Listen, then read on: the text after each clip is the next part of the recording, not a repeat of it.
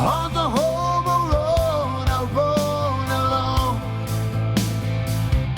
Hey guys, Hobo Yeti here. How's it going? I'm in a stealth camp right now, and it's a pretty decent spot actually. But like the background sound is the new background music for my channel, I guess, because it gets loud. It's actually okay right now, but I'm sure that'll change. Just wait.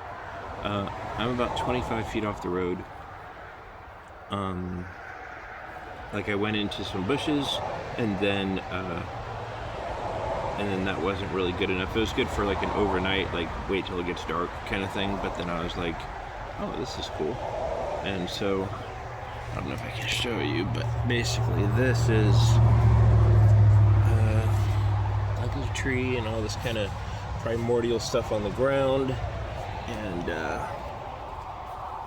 just my tent. I don't know if you can see. I'm reaching out, you know, but yeah, it's a decent little spot. It's kind of sheltered underneath these trees, and it's got this, like, I don't know, like just in between these several trees, there's a lot of like dry, earthy type stuff. Like it's layered upon layered upon layered, primordial kind of shavings, fallings, or whatever, and made kind of a nice bed, except for this root that's right in the very center of where my back would be. But you know, you just figure out ways to move around that. You know, when I was in 2015, I walked 1,500 miles, and I got to a point where I could sleep anywhere on anything. Put a root in the middle of my back, I'll figure it out, you know.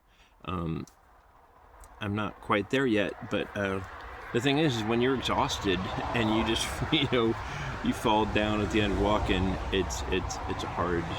But yeah, I can sleep pretty much anywhere, or used to be able to. Now it's a little bit trickier. It seems like after I turned 50, like everything just went to crap, you know. But I'm heading out today. I'm gonna be heading south, of course, and there's a city about 7 miles away. I'm not seeing too many places along the side of the road to camp, but I'm gonna keep going and see what I can find.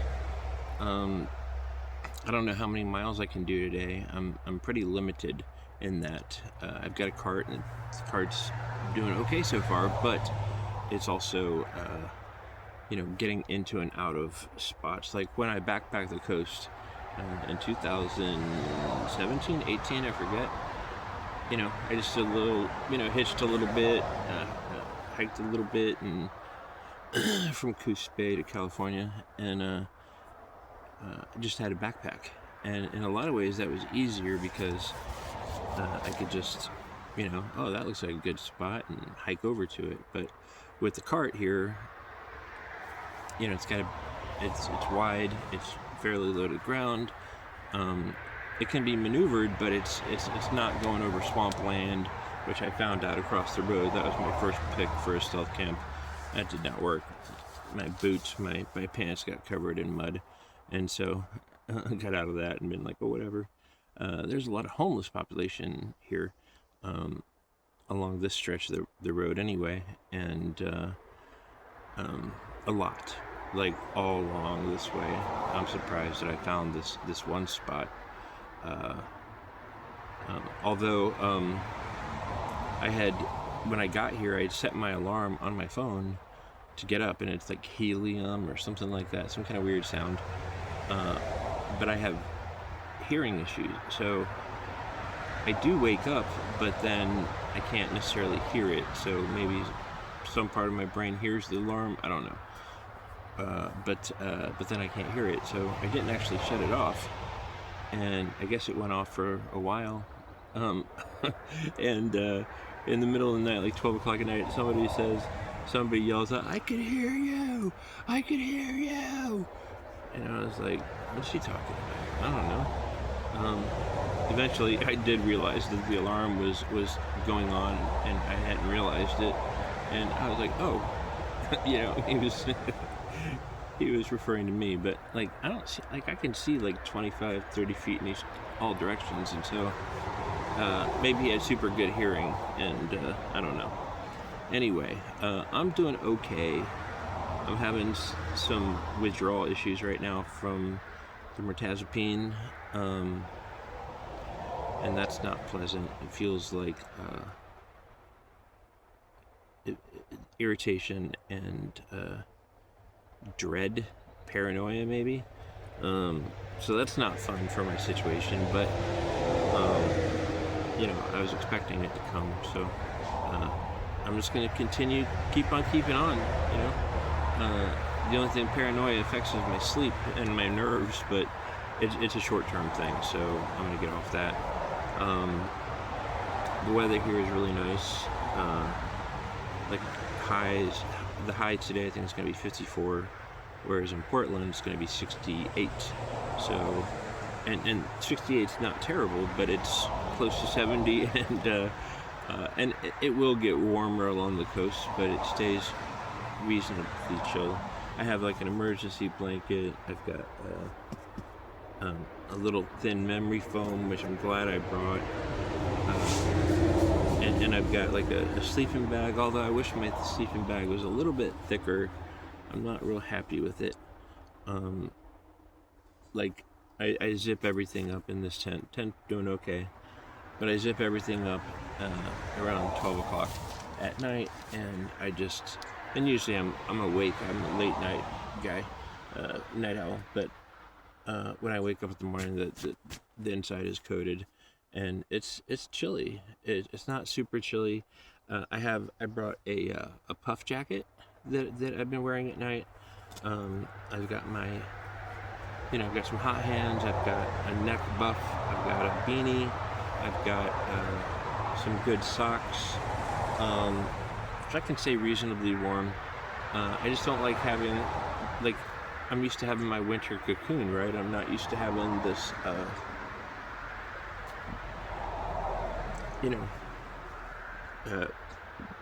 the air inside the tent being warm.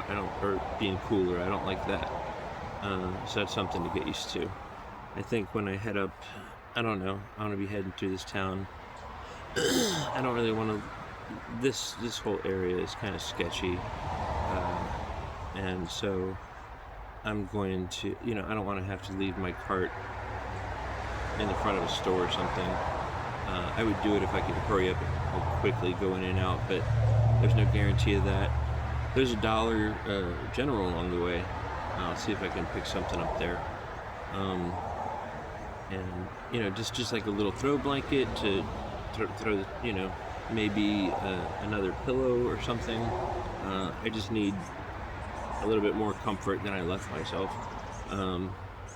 The thing is I do these over 60, over 55 videos, and I'm like, okay, well this is what needs to happen. But when I prepared for this journey, I was still preparing for the journey with my checklist from, I don't know, 10 years ago. So it's not, when I was not, I still had a little bit of energy in me and stuff like that, and didn't need the comforts as much. But anyway, that's kind of where we're at here, and I'll keep you guys updated when I can, as I can. Like I said, I've still got some slideshows that I made last month that I can put out there just to have something when I don't have anything to say or I don't have good cell coverage. That's a real issue here. But I hope your road's a good one, and if you're homeless, I hope it doesn't suck for you. Take care. If you'd like to support what I'm building here at Hobo Road, there are a few ways to help keep the wheels turning. You can check the links in the description or on the channel page for PayPal, Venmo, Cash App, or Patreon. You can join the channel membership for $1.99 a month and get badges and emojis. You can pick up my books, The Weight of Silence, The Homeless Survival Handbook ebook, the audiobook on Google Play, or a physical copy through Lulu.com with the link below. You can also grab some merch. Every bit helps keep this road lit a little longer, and I appreciate it.